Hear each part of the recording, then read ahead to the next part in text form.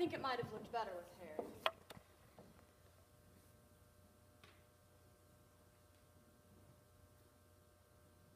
But still, it's not bad. It's not bad at all. Now, how many people would look this good almost bald?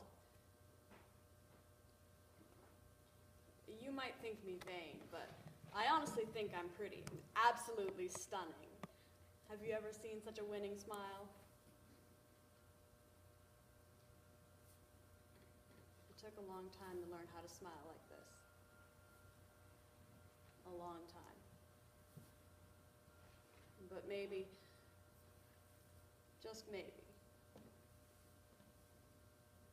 it was worth it.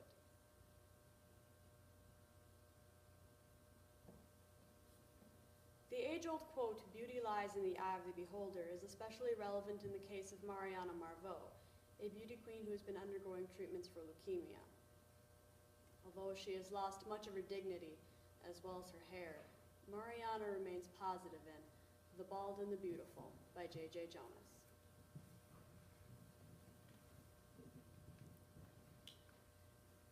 When I was first diagnosed with leukemia, I thought it was the end of the world. Well, no, that's not entirely true. At first, I just didn't believe it.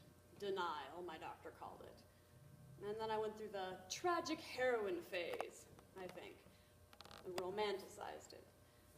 But it is rather difficult to feel romantic and beautiful when there's vomit dripping from your lip. I'm sorry, it's just true. We are given terms like, "Oh, this may cause a bit of discomfort," or "You may experience some slight queasiness." But the truth is, you're wrenching your guts out and your insides are on fire and you have never felt closer to hell. It is not discomfort. That's the word they use so that you don't get freaked out before you go in. It's like saying, "Now, Mariana, I'm going to hit you with a sledgehammer numerous times. You may experience some slight discomfort." Perhaps I'm a bit harsh on the medical profession, but, you know, I'd rather have known straight up what to expect. I would have felt more prepared and less betrayed. But yeah, I know, they want to keep your mind in a positive state, keep all the feel-good endorphins flowing for as long as possible. Because when the cold reality sets in and you're puking your guts out and your hair is falling out in clumps on the floor and you're hugging a toilet or drooling over some steel bedpan, there is very little chance of you producing anything that makes you feel good. Oh, when I was in pageants in my earlier years, I always felt so in control. No one had to tell me how to walk or what to say, I just knew. People said I was a natural. It came easy to me.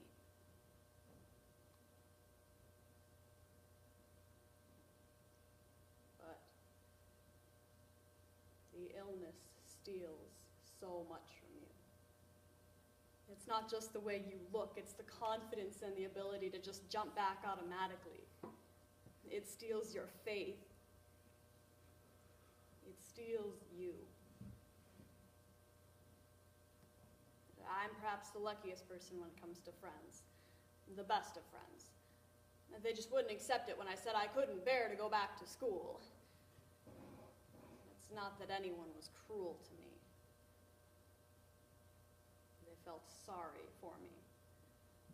I couldn't stand the looks of pity on their faces and being treated like every day was my last. Even the teachers treated me like I was about to break. They'd give me extra time for my assignments even when I didn't need it. Well, all but one, Miss Jensen. She would give me extra work.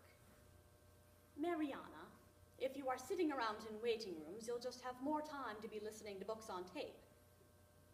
And if it's visual stimulation of which you are in need, I will bring you my DVD collection of Broadway musicals.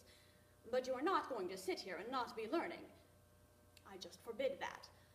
You could at least be coming into half a day." You what? You forbid it? What is your problem? You're not the one with leukemia. This is not your life. This is my life. You come talk to me when you can understand how I really feel, but I am not going back there, and no one is going to tell me what to do. Just back off, lady.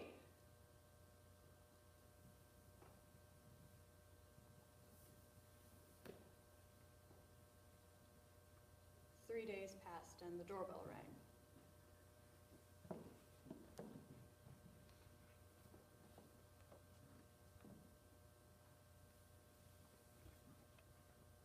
And there, in my front yard, were dozens of my classmates.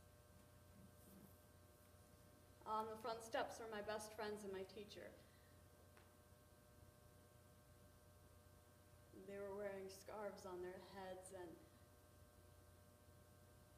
slowly they removed them,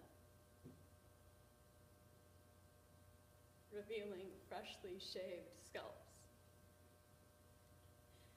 They were entirely bald. And Miss Jensen stepped forward and took my hand. Mariana, you were right. We can't judge how you feel. We had no right to do so. We want you to come back because we miss you, Mariana. We can't feel what you are feeling, but we don't want you to be alone. I started to cry. There they were, bald as eagles on my front porch of their own free will so that I wouldn't be alone. I told you I have the best of friends.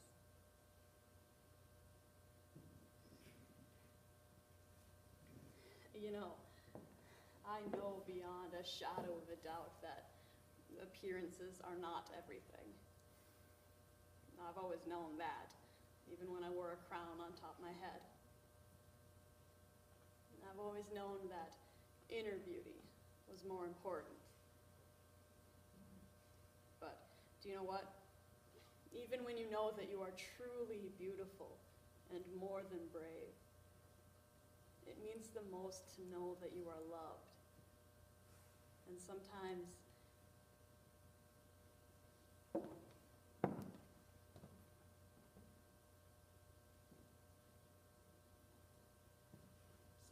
that